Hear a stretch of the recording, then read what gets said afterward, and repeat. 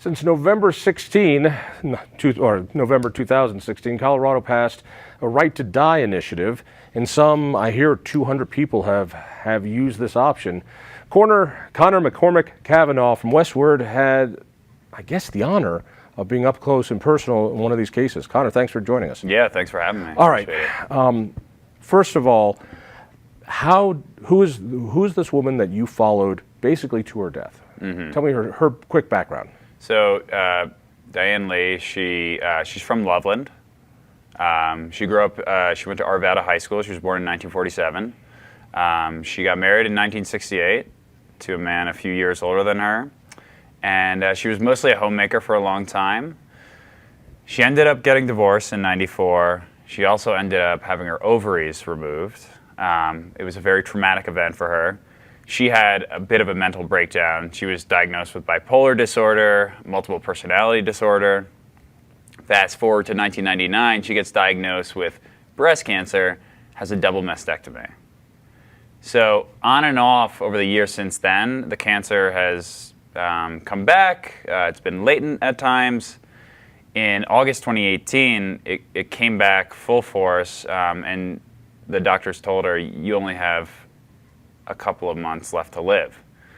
And so she decided at that point, why am I gonna keep prolonging my suffering? I wanna retake. This is April of last year, 2018. So in August 2018, that's when she received that diagnosis. And so then she started the process of pursuing the medical aid in dying option.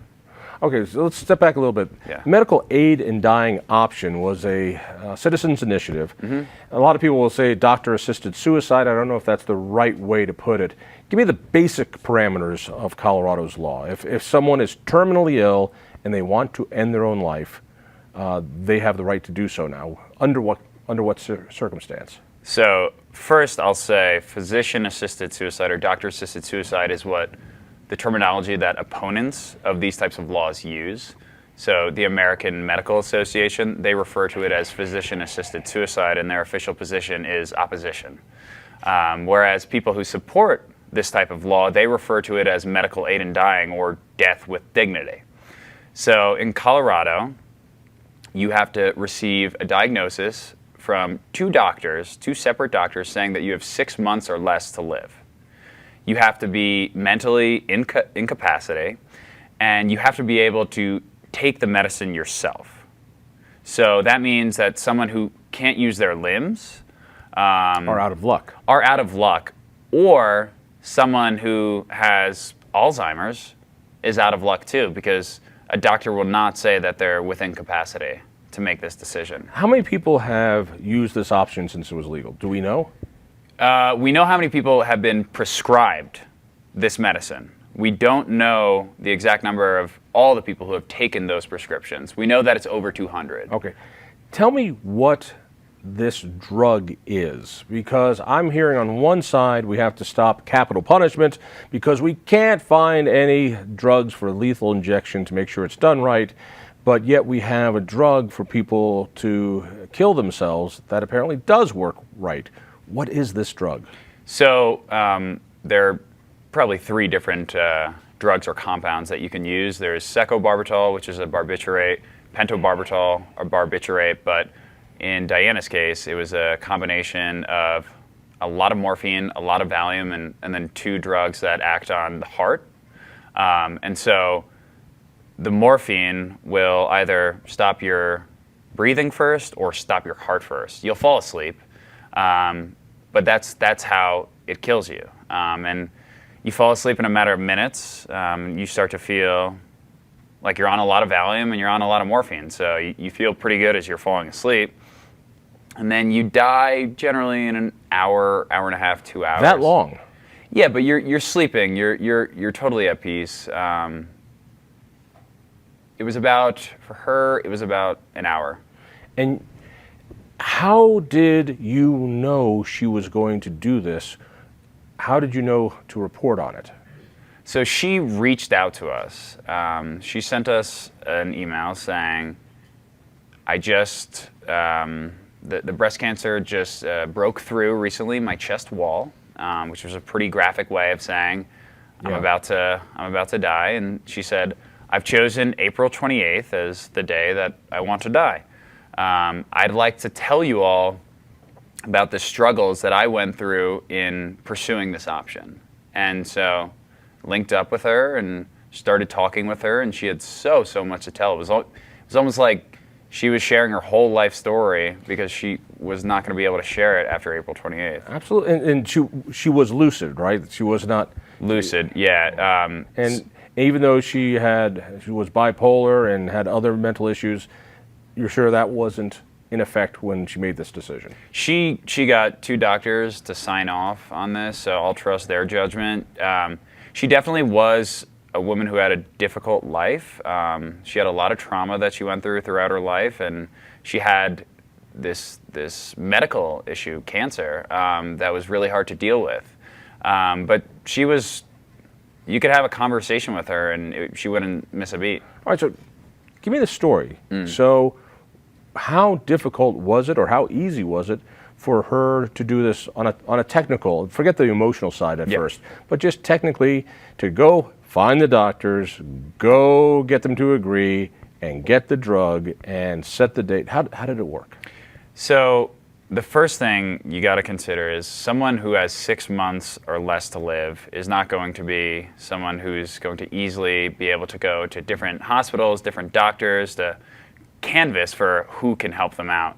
So certain hospitals have navigators that can help someone, like this woman, just navigate the whole situation and finding different doctors, finding a nurse aide, finding a pharmacy. The first doctor that she went to said no. Said really? No. I took the she essentially said, I took the Hippocratic Oath. Do no harm. So she, the doctor, would not do it, even though she agreed this woman had less than 6 months. Oh yeah. Okay. No, it's so she went to the wrong doctor. She went to the wrong doctor. But and by the way, what you said before is really important. This is a woman who is in pain, who isn't very mobile. It's not like shopping around for a car and you're going to go check out a few places. If you're bedridden, this is difficult. Yes, and she's doing it by herself. She was estranged from her family. So she had no one, aside from friends and people that she met over the years, she was doing this herself, which was not easy. But so the first doctor said, do no harm. I can't do this. Then she linked up with some doctors who were able to. And are there help her doctors who specialize in this? You know, when medical marijuana came out, there were a couple doctors that would just give scripts to anybody. You know, something like 80% of all the medical marijuana scripts came from one of these 2 guys. Is there something like that when it comes to this? So for my story, I spoke with a doctor in Washington. She's retired, and the only thing that she comes out of retirement for is to help people do the medical aid in dying option, pursue that. So some doctors actually do specialize in that. The majority of doctors who write these prescriptions or give these diagnoses, they're also doing other stuff as part of their job. All right, so it's not Jack Kevorkian. This is, I'm an oncologist, but I know the truth about this person. This person's not going to live. She wants the drug. I sign off on it. There's no cottage industry around this. All right, fair enough.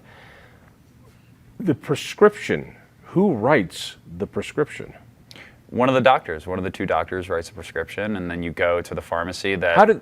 I'm sorry, how did they know which of these 3 cocktails is the right one to use for this person? It's not like they've got tons of experience in this drug. Yeah, I mean, unless you're, working in capital punishment field, you probably don't know it that well. But all 3 of them work. It really just depends on price. One of the 2 drugs that I mentioned before, secobarbital and pentobarbital, one of them is prohibitively expensive. How much? Thousands of dollars, whereas what she was prescribed was $500 because Medicare doesn't cover it. So she had to pay $500 out of her pocket. And that's much less than what it could have cost her. Thousands of dollars. And by the way, let me just stop there for a second, because one of the arguments against assisted suicide is that there'll be this rush. And when you think about it, Medicaid, from a purely cold point of view, is happy if you off yourself because it saves government money. That's money that then can go to somebody else. they don't cover it, so there's not an incentive there to do so. Yeah, well, I would hope that anyone who works in the medical profession would never hope that someone would off themselves. But I can't speculate. You know what I mean. I understand what you mean. As part of the argument against is that there's just too many incentives to push someone to commit suicide. Well, you got to think. People are concerned that old grandma or old grandpa is going to be convinced to do this option by their grandkids who maybe want money or the house. By the way, I think that is a very legitimate concern. It is a very legitimate concern. Those opposed to it, I think, have a very good argument there, and you hear the stories. Well, you hear the stories, but there's never been a case where it's ever come to fruition. The Washington doctor that you know of or can prove, but true. Yeah, true. All right, we're going to need to speed this up. So she, where does she go to get the drugs? Is it just you go down to your local King Soopers and they go, oh yeah, we've got a special on suicide drugs today? No, not all hospitals give out this prescription. Right. The religiously affiliated ones generally don't in Colorado. UC Health. Right. Yeah. So you go to the hospital, the pharmacy at the hospital. It has to be. Does it have to be at the hospital? It can't be your local Rexall. It really depends on the policy of that pharmacy. Right. We've got about a minute or so left.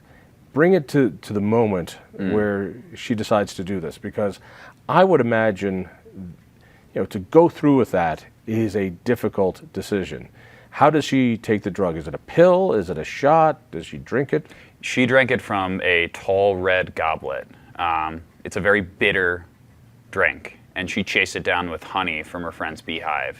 I wasn't in the room when she did that. She did that privately with her nurse aide and her best friend. But that's how she did it, and apparently it was completely without any issue. So you were there when she passed away? No, I left because I knew I wasn't going to see her. So I left right as she took the medicine.